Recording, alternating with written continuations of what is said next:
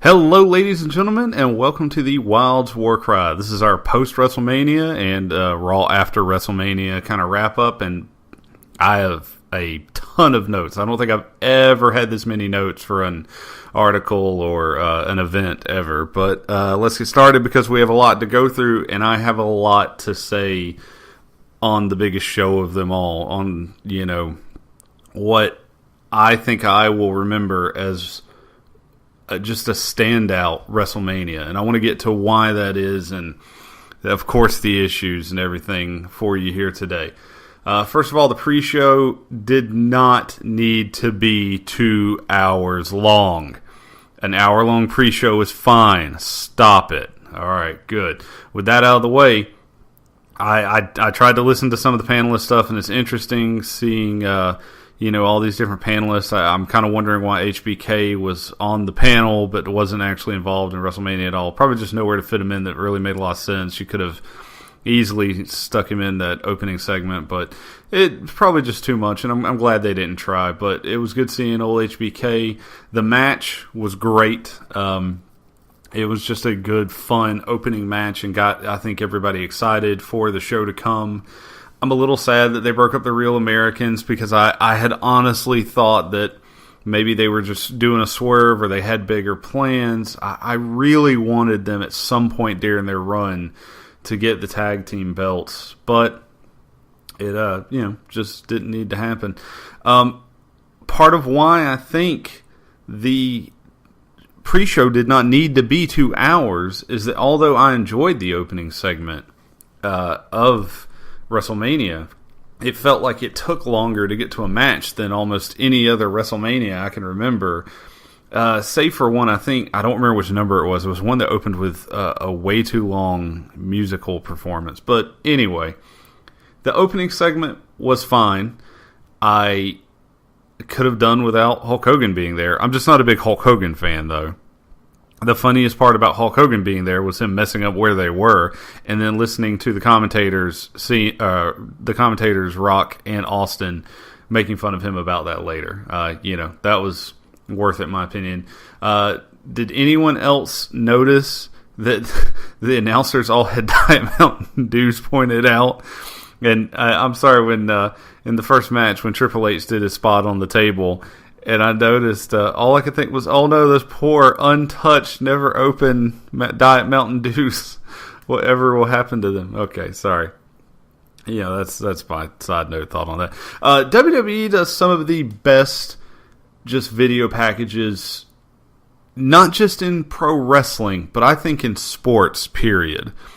You just don't see better video packages, and the music they choose is usually, even if it's not music I'm usually a fan of, it fits and it clicks and it goes with it. But God, why do I have to see them so much?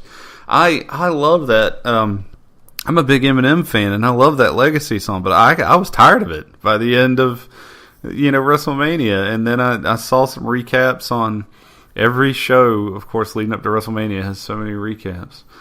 But yeah, so the first match of the night was Triple H versus Daniel Bryan, and obviously the winner would get to go on to the last match. The winner was Daniel Bryan, which was awesome. I kind of called that one, but I didn't understand Bryan's boots. I don't know why there were fur on the boots. If anyone can explain this to me, I don't actually want an explanation. I feel like I want to point it out. Stephanie was great at ringside. Her face, I think I was talking to Vicky Earls about how she had almost like perfect facial expressions for the match. I can't say who did a better job at WrestleMania as a ringside personality, a manager kind of type personality, her or Paul Heyman. Heyman's reactions, especially later on the night, were amazing, but Stephanie gave it her all, and she's looking kind of attractive too, not gonna lie. Anyway, this was a great match. It was a good opener. It was a solid match. Triple H's entrance was really good. I like how that they kept Bryan's kind of simple. It still made him feel a little bit more like the underdog. And during Triple H's entrance, I thought I had noticed that was Sasha Banks. And I watch a lot of NXT. If you don't know, if you don't read any of my articles, I love me some NXT. and it was really good to see that they were, even some of the NXT personalities that couldn't get on the card, at least they were using them. Onto the Shield Kane match. I don't even really know what to say here. It was a fun, quick match. A lot of people were like it was disrespectful to the New Age Outlaws and Kane, but they're company men. They knew, sometimes you got to do the deeds. You got to, you put the other guys over. The Shield needed to stay strong, though I don't think it really helped them in that regard. It didn't do much for the Shield, really, in my opinion. But, I think the actual thing that did the best for the Shield, was that when they powerbombed Billy Gunn, he apparently was coughing up blood afterwards. They totally should have played that up more. That they should be showing us, like, look what we can do to you guys. And I love that for the next Raw, the New Age Outlaws were not there. It made it, feel like they had done more, like there was more damage done, even though it was such a short match. But I am glad there were a lot of rumors about them breaking the Shield up, and I'm so glad they didn't try to break the Shield and the Real Americans up on the same night. That would have been no fun. Battle Royal, the Andre Battle Royal. I said Cody Rhodes, and I thought Cesaro, but I thought there was no way he was going to win it. And I'm glad that at least I saw a lot of other people's picks. No one I saw pick Cesaro. And if you did, congratulations. But a lot of people were picking individuals to win this Battle Royal that weren't even in the Battle Royal. So, I don't know. That was, it was kind of funny. But the opening of the match was messy, chaotic, just like you would expect it to be. It's a 30-person battle royal, and that was opening few minutes, just all over the place. But it was good to see people like David Otunga, and to remember that Brad Maddox is still a wrestler, and I'm glad people like Zack Ryder at least got to have somewhat of a kind of a WrestleMania moment, and that's cool that they did that. Ziggler and ADR had a couple of nice spots, so congrats to them for working together really well. And Kofi is incredible. I say this a lot, but Kofi Kingston is really, in my opinion, I don't think he's ever going to be anything more than a mid-carder. I kind of wish they would turn him heel to see if that might give him a little bit of a boost, but he's at the top of that mid-card because some of the stuff he does is incredible, and he puts his body on the line.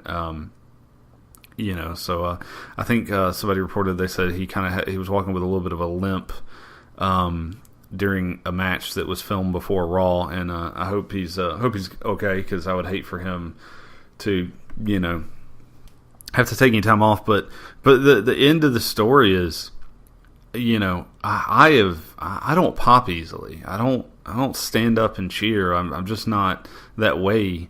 But I celebrated when Cesaro won.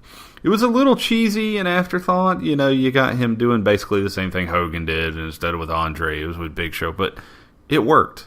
It so worked. It worked, and on Raw it worked the next night. And I am so behind Cesaro and hoping that they do more with him. It'll be interesting.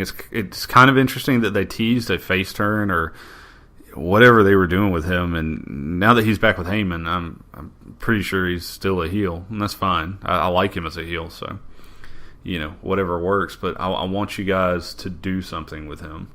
So then we had the Wyatt Cena match, and honestly, what an awesome entrance, right?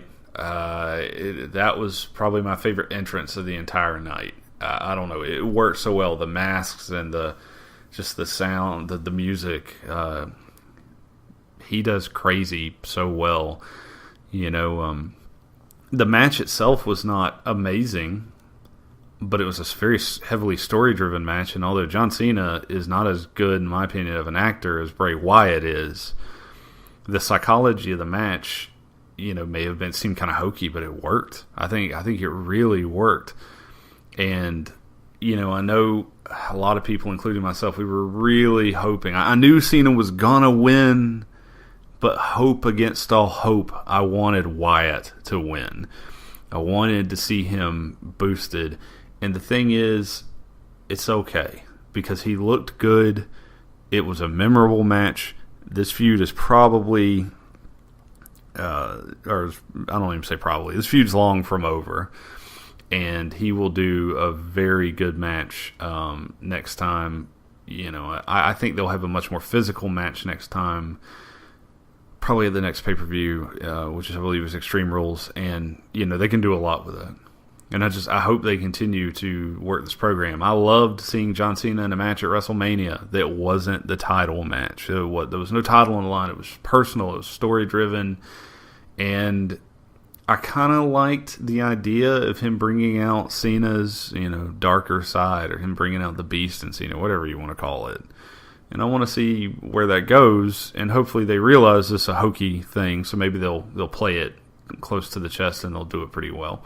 And I just want to point out that I have followed Husky Harris since his NXT debut, and no one thought Husky Harris would ever be in a WrestleMania match, much less thought he would be fighting John Cena in a WrestleMania match. So I want you to know that this guy, Bray Wyatt, is the perfect example of someone who went home and he knew things weren't working out, and he sat on his couch at home, or he sat in the gym, whatever he did, and he thought, and he worked, and he talked to people, and he planned, and he came back with a much better gimmick. And I am so much a Bray Wyatt supporter. The Diva Battle Royal. I'm skipping over the Undertaker thing because that's what I'm going to talk about last. But the Diva Battle Royal match was interesting. One, it's the cooler match because what happened in the previous match was a big thing. And it doesn't matter what they put on after that match.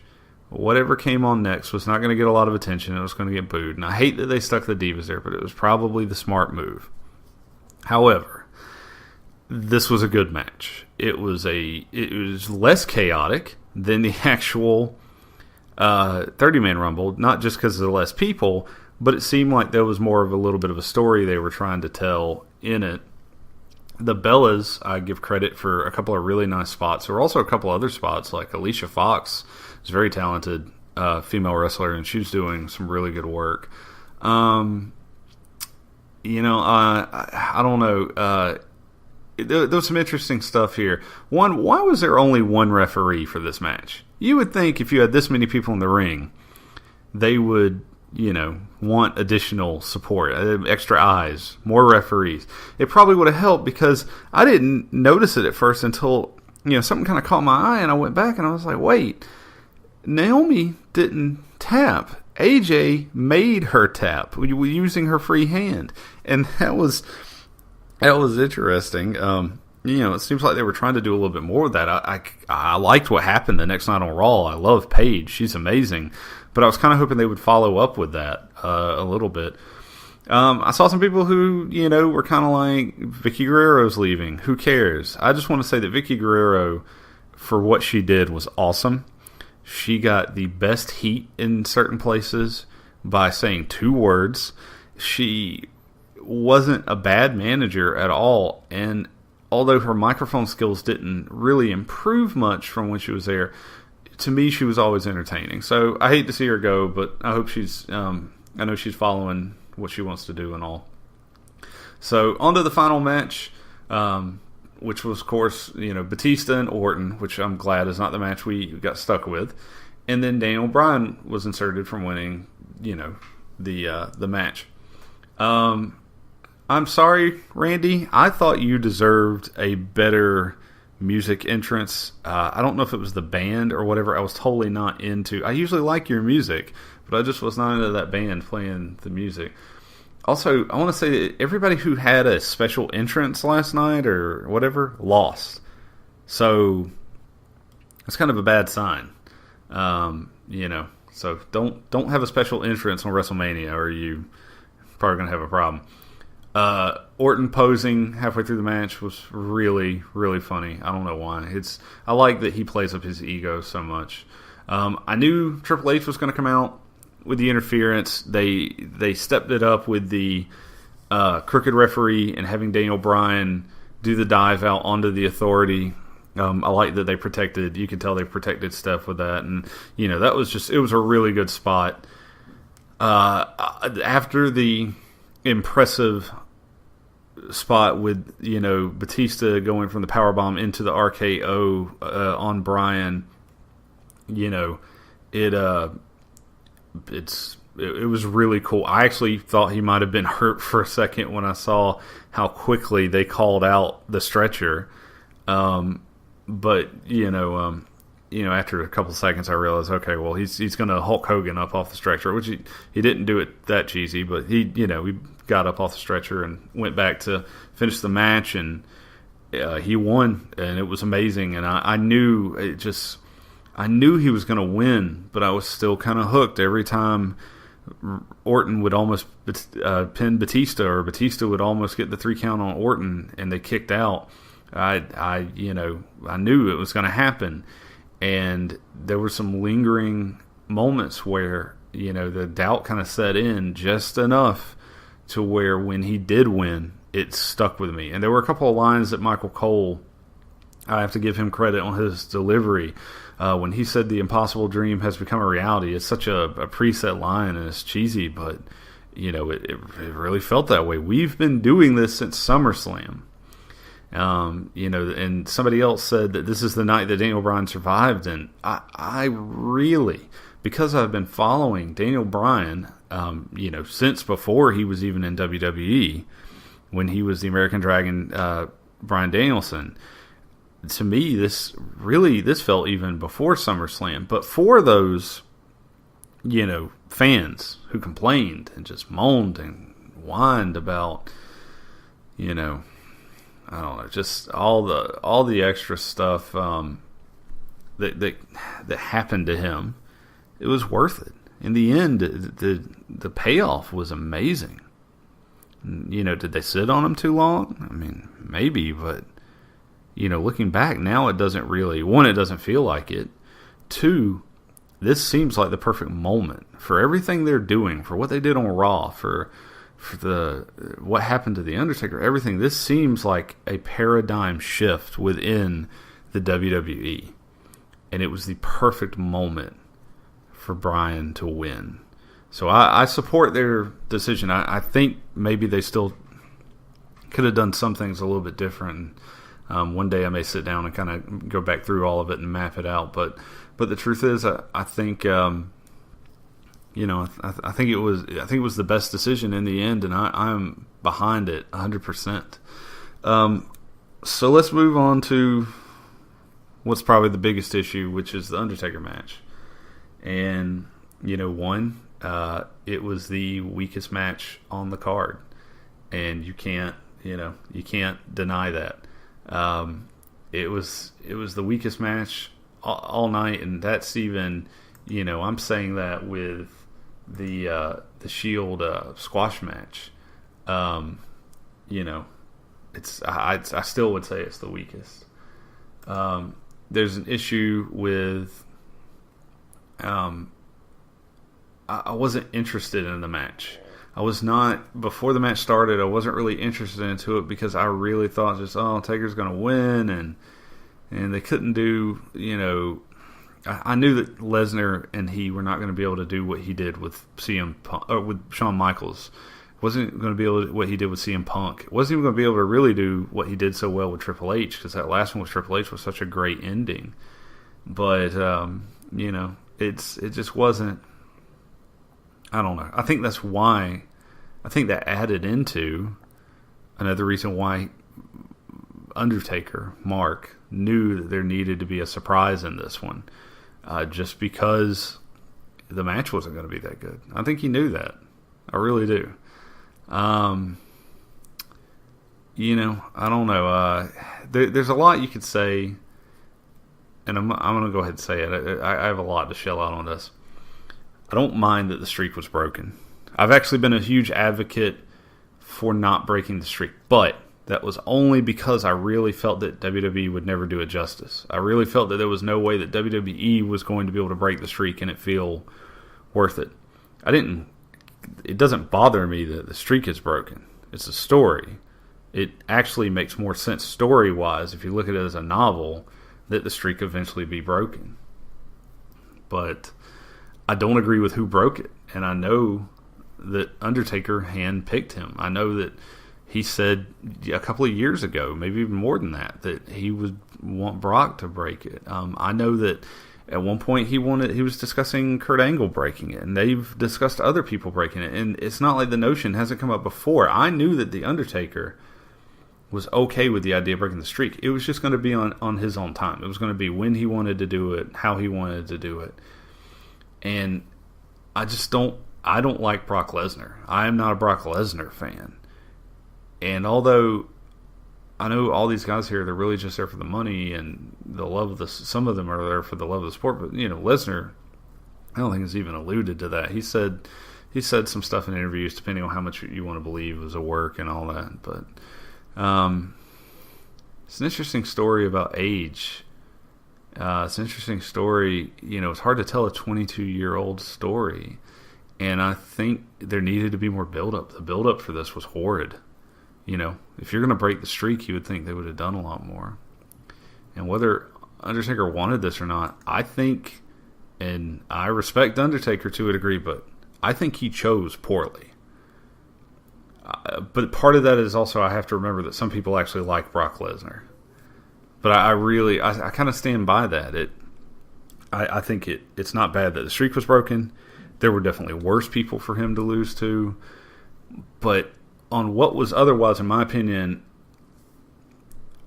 an awesome WrestleMania, I think this is going to leave kind of a black mark.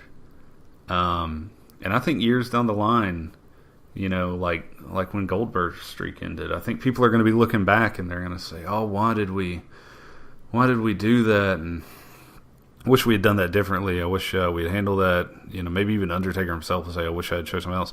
I think the good thing is that they're right that since Lesnar's part-time and he's willing to, obviously go under and all that, that WWE knows they can work with him.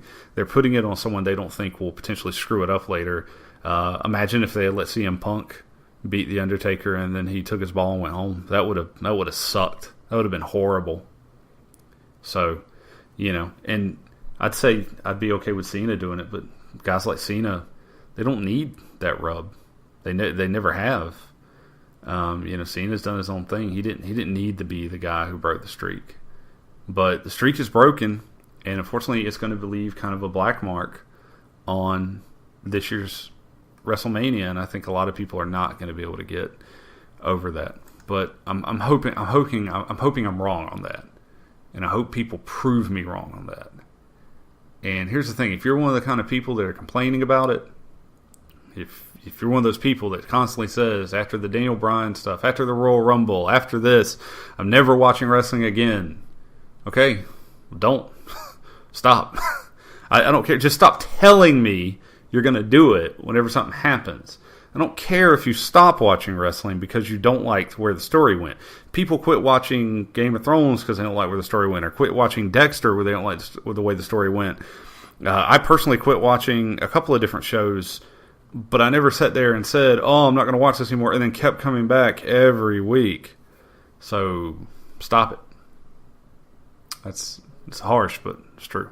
The Raw after WrestleMania is usually good, and I had a few complaints. Overall, it was a really good Raw, and I hope they keep it up. But it made the Raw story made Big E look kind of weak. It also really diminished the tag team belts. So I was speaking to a friend about this, that when Batista and Orton are talking to Triple H, they pretty much trash on the tag titles, and that's fine. They're angry. They had a shot at the world title.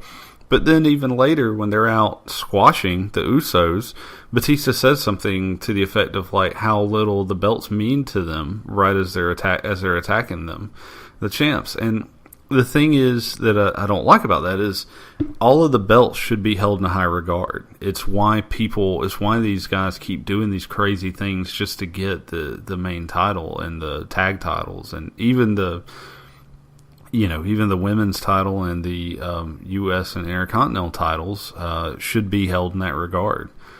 But, I was glad to see RVD back. I was also glad to see Wade Barrett back. I hate his finisher. It looked better in the corner this time. But go back to using the Wasteland. It looked good. It was a T.S. Eliot reference. I don't know. I liked it. But anyway, I have a lot more notes, but honestly, it's time to wrap this up. If you have anything you disagree, agree, just want to talk to me about, you can find me on Twitter at Stephen Wilds, and you can respond to this video on YouTube or on the Wrestling News Source website. Until next time, I'm out. This has been the Wilds War Cry.